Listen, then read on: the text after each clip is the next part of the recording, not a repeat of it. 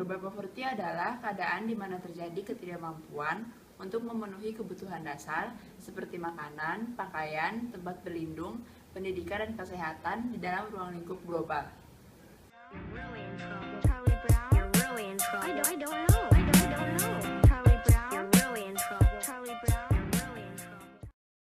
Kemiskinan dibagi atas dua jenis, yang salah satunya adalah relatif dan absolut.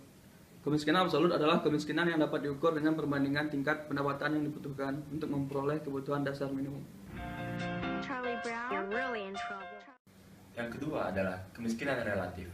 Kemiskinan relatif adalah kemiskinan yang lebih banyak ditentukan oleh keadaan lingkungan, di mana seseorang ataupun keluarga itu tinggal. Sebagai contoh, seorang pegawai memiliki pendapatan yang sudah cukup. Namun, karena melihat keadaan orang yang standar hidupnya lebih tinggi, lalu ia merasa kekurangan. Ada beberapa faktor kemiskinan. Yang pertama adalah penjajahan. Negara miskin mengalami penjajahan oleh negara adidaya, dan sumber daya alam yang berada di negara tersebut diekstraksi secara tidak wajar untuk kepentingan negara kolonial, sehingga negara tersebut menjadi negara miskin. Faktor yang kedua adalah perang dan ketidakstabilan politik. Adanya perang dan ketidakstabilan politik di dalam sebuah negara menjadikan negara tersebut menjadi negara miskin. Faktor yang ketiga adalah utang nasional. Negara-negara miskin mempunyai utang dan beban pinjaman kepada negara-negara kaya, sehingga utang nasional tersebut menyebabkan melambatnya pertumbuhan ekonomi, sehingga negara tersebut menjadi miskin. Faktor yang keempat adalah diskriminasi dan kesenjangan sosial. Adanya ketidakpemerataan terhadap kaum yang status sosialnya rendah menjadikan mereka tidak dapat memenuhi kebutuhannya. Faktor yang kelima adalah kerentanan terhadap bencana alam. Negara-negara miskin mengalami bencana alam.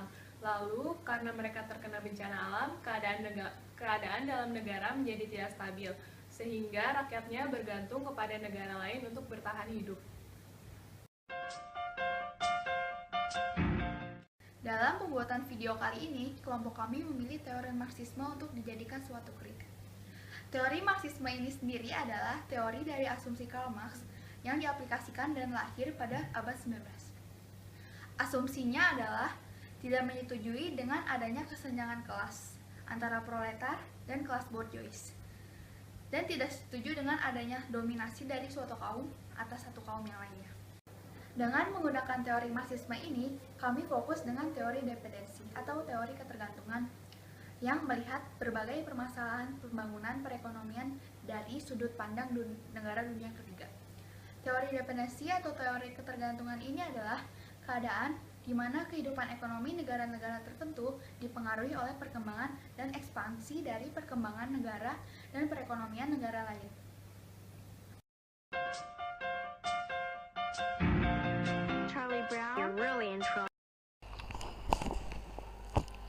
Negara Kuba merupakan negara bagian kawasan Amerika Latin.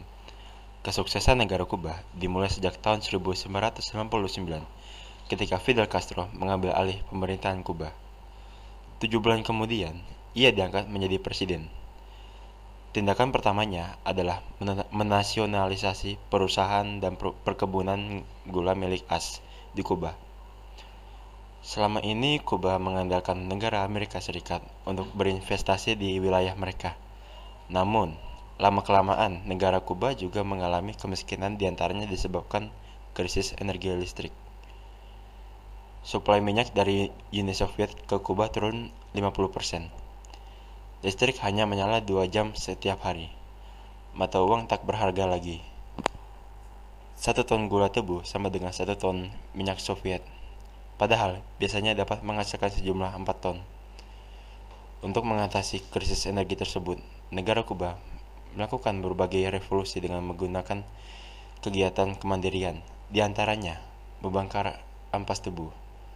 Daun dan tangkai tebu dipres untuk digunakan sebagai bahan bakar padat. Daun dan tangkai dibakar untuk menghasilkan listrik bagi pabrik itu sendiri. Listrik yang dihasilkan sebesar 100 kW. Kesuksesan revolusi sosial di negara Kuba didasari oleh tingginya solidaritas rakyat setempat untuk sama-sama berjuang menuju kehidupan yang lebih baik.